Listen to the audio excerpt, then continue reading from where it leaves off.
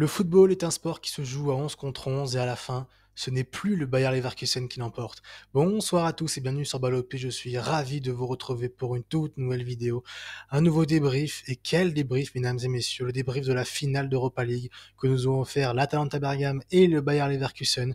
Et à la fin, ce n'est pas Leverkusen, mais bien l'Atalanta Bergame qui s'impose et qui met fin à l'incroyable série d'invincibilité du Bayer Leverkusen de Xabi Alonso.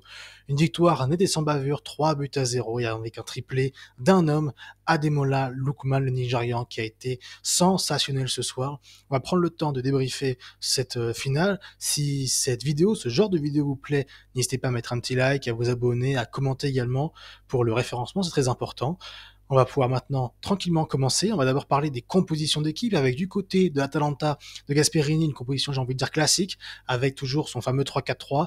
Zappacosta était bien là, Yen en défense centrale était là, un double pivot Ederson Koopmeiners dont on va reparler durant cette vidéo qui a été sensationnelle, et un trio Scamacca, Lookman, De Ketteler, qui avait déjà fait très mal à Olympique de Marseille lors de la demi-finale retour à Bergame et qui aura fait mal encore une fois ce soir à Leverkusen. Du côté de Xabi Alonso, on a fait des changements avec des choix forts. Pas de Boniface ni d'Andrich dès le début du match. On a préféré mettre Adli comme numéro 9. Frimpong associé à Witz derrière.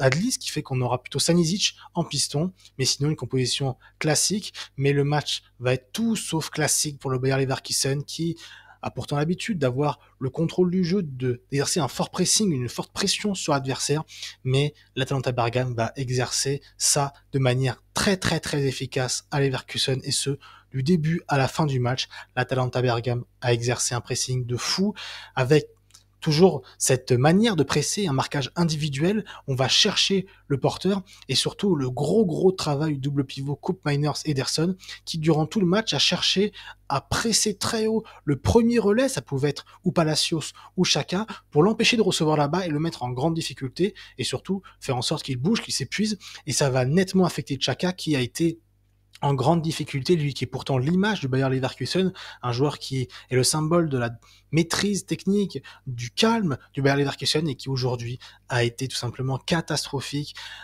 Un taux de passe réussi très faible pour un joueur comme Xhaka cette saison Bayer Leverkusen, bouffé dans les duels, mais un petit peu comme l'ensemble des joueurs de Leverkusen, et ça va se voir dès le premier but de Lookman à la 12e minute, où on a sur un corner une récupération, il me semble que c'est Koopmeiners qui va décaler à l'intérieur Zappacosta, qui est un petit peu laissé seul par Florian Wirtz. Zappacosta va centrer en retrait, ça va traverser la défense de Leverkusen pour arriver vers Palacios, qui ne voit pas du tout dans son dos arriver Lookman, qui n'a plus qu'à frapper fort pied gauche dans la lucarne du gardien de Leverkusen. Ça fait 1-0 au bout de 10 minutes, et ça récompense un très bon début de match de la part de l'Atalanta Bergame, qui, pendant toute cette mi-temps, comme je l'ai dit, va exécuter un pressing de tous les instants.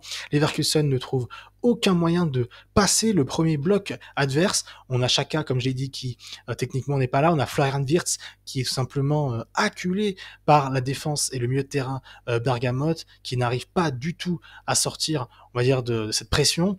Il a du mal à trouver ses partenaires, et ses partenaires ont du mal à le trouver.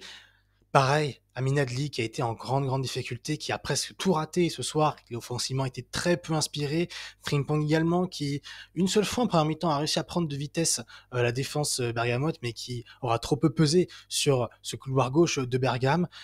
Et Bergame va donc continuer à imprimer ce rythme et va réussir à marquer un deuxième but sur une perte de balle. Il y avait déjà eu 2 pertes de balles, on va dire assez grotesques, et de Xhaka et de Palacios, qui auraient pu coûter un but simplement à Leverkusen. Et sur la 3e grosse erreur, sur une relance de Leverkusen qui va arriver sur Adli, qui va vouloir remiser pour Xhaka, mais qui va directement retomber dans, il me semble, les pieds de Koopmeiners, qui va décaler Lookman sur la gauche. Sur la gauche, Lookman va se jouer de Xhaka par un petit pont, l'éliminer facilement pour se retrouver à l'entrée de la surface, et d'un enroulé magnifique ras du poteau, et bien tromper la vigilance du gardien de Leverkusen. 2-0 en une demi-heure, et Ademola Lookman qui est plus que jamais l'homme de l'Atalanta Bergame dans cette première mi-temps. Mais comme j'ai dit, il n'y a pas que lui. Il y a le travail de Sap d'Ederson, de Ketteler aussi sur son côté droit, qui pose énormément de problèmes à Nkapi et qui récupère un nombre incalculable de ballons dans les pieds, exerce un énorme pressing, récupère des touches, arrive très bien à décaler ses partenaires. On a beaucoup vu le petit jeu en triangle avec Koopmeiners, De Ketteler et Zappacosta sur ce côté. Zappacosta qui a également été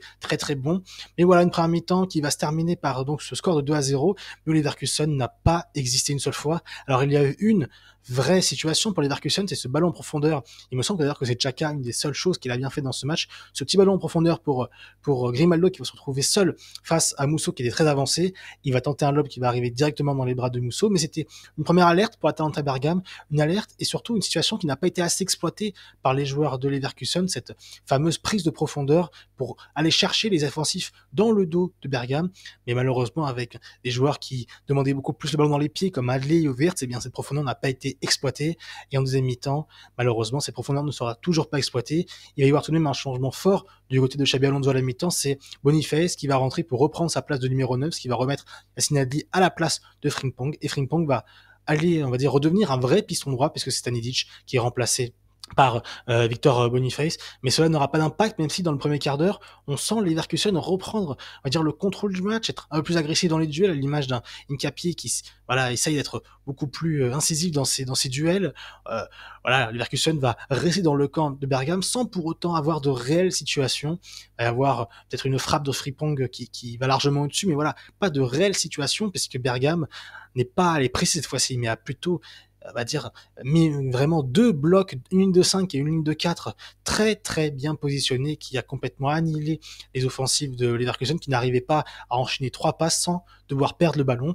Et il va arriver ensuite, vers la 70e minute, cette action, on va dire, symbolique de l'Atalanta Bergame et surtout de Leverkusen qui, sur une offensive côté gauche, Aymen Ali va chercher, il me semble que c'est Hincapié ou Grimaldo, je ne sais plus, dans un petit ballon sur le côté gauche. Duel perdu par le joueur de Leverkusen, remporté par Pasalic qui est rentré du côté de l'Atalanta Bergame. Pasalic va transmettre à Scamacca qui va avancer. Il y a presque un 2 contre 3 Bergame à jouer. Scamacca va intelligemment avancer puis décaler Lookman sur le côté gauche. Lookman va avancer, se jouer de Tapsoba pour se mettre sur son pied gauche et décocher une frappe monumentale sous la barre du gardien de Leverkusen. Ça va faire 3-0, triplé d'Adeloma Lookman qui devient le premier joueur à inscrire un triplé dans une finale de Coupe d'Europe depuis Jupp Heynckes. Il me semble que c'était en 1975, si vous dire la performance de Lookman. Et alors ensuite, Leverkusen va rendre les armes, Xabi Alonso va sortir ses hommes forts, Florian Wirtz, Grimaldo, et Leverkusen ne va jamais avoir de réaction. L'Atalanta Bergame aurait pu même mettre un 4e but avec un petit peu plus d'envie, un petit peu plus, on va dire, d'instinct tueur.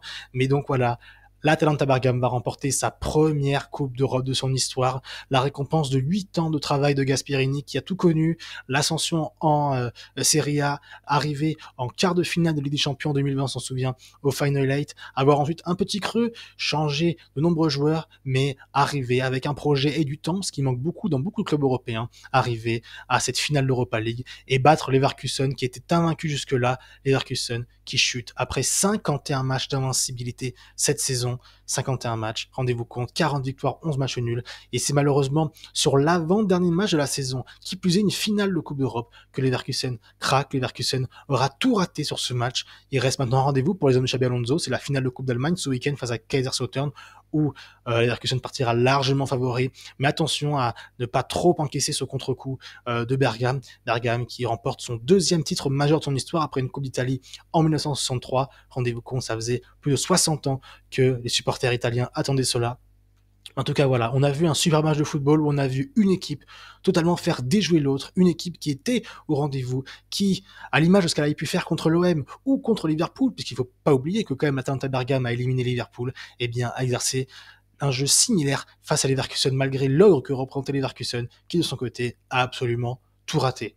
Voilà ce qu'on pouvait dire sur ce match, cette finale de Coupe d'Europe qui a été très très intense et très très intéressante à regarder. On s'attendait à une finale beaucoup plus, on va dire, disputée au vu des deux équipes et de leur parcours et de leur style de jeu, mais on a eu vraiment une seule équipe sur le terrain et elle a été récompensée, c'était l'Atalanta Bergame. Voilà, j'espère que cette vidéo vous a plu. Si c'est le cas, comme je vous l'ai dit, n'hésitez pas à mettre un petit like, à vous abonner, à partager. Dites-moi en commentaire ce que vous avez pensé de cette finale, si pour vous l'Atalanta Bergame vous a impressionné, si vous avez ce petit regret, peut-être comme moi, que Leverkusen n'est pas allé jusqu'au bout de cette saison en étant invincible. Dites-le moi dans les commentaires. Sur ce, je vais vous laisser. Vous souhaitez une bonne soirée, une bonne nuit, une bonne journée, selon le moment de la journée où vous me regardez. Et n'oubliez jamais, vive le foot.